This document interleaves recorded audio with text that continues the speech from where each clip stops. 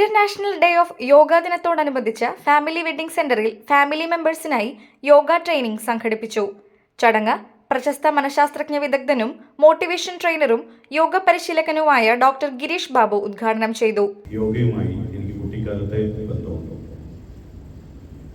ഞാൻ pre degree കഴിഞ്ഞ ഉടനെ തന്നെ യോഗ കോഴ്സ്, ആചാര്യ കോഴ്സ് ചേർന്ന് ആധികാരികമായി യോഗ പഠിച്ചിട്ടുള്ള ഒരാളാണ്. വർഷങ്ങളായി പല സ്ഥലങ്ങളിൽ ഒട്ടനവധി യോഗ കേന്ദ്രങ്ങളിൽ ക്ലാസ് എടുക്കാനുള്ള അവസരവും എനിക്ക് ലഭിച്ചിട്ടുണ്ട്. ഞാൻ മനഃശാസ്ത്രജ്ഞനാണ്. സാധനങ്ങളൊക്കെ ഉണ്ട്. അതിൽ നിയമം എന്ന് പറയുന്നത് നമ്മൾ ലഹരി വസ്തുക്കൾ ഉപയോഗിക്കാതിരിക്കുക, അതുപോലെ തന്നെ നന്നായി ഉറങ്ങുക, അതുപോലെ പല കാര്യങ്ങൾ ഭക്ഷണത്തിൽ കൺട്രോൾ ചെയ്യുക. യോഗാശാസ്ത്രം പറയുന്നത് ഒരു നേരം ഭക്ഷണം കഴിക്കുന്നവനെ യോഗി എന്നാണ്.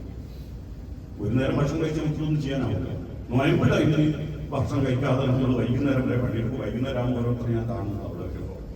അപ്പോ ഒരു നേരം ഭക്ഷണം കഴിക്കുന്നവരെ യോഗിയെന്നും, രണ്ടു നേരം ഭക്ഷണം കഴിക്കുന്നവരെ ഭോഗിയെന്നും, 3 നേരം ഭക്ഷണം കഴിക്കുന്നവരെ രോഗി എന്നുമാണ് യോഗാശാസ്ത്രം പറയുന്നത്. അപ്പൊ നമ്മൾ എതിർപ്പെടും പാരമ്പര്യം.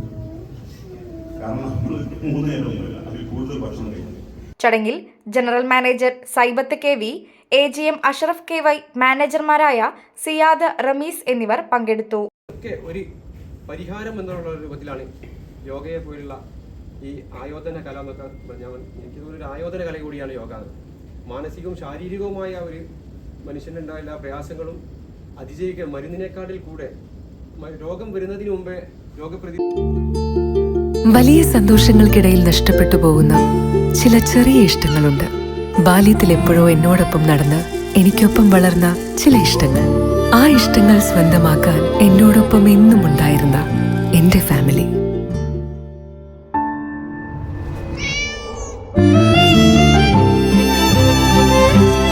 എന്റെ ഇഷ്ടങ്ങൾ എന്റെ ഫാമിലിക്ക് അറിയാം. Family wedding centre, Manjeri, Vadakara, Kunnamangalam, Meppadi.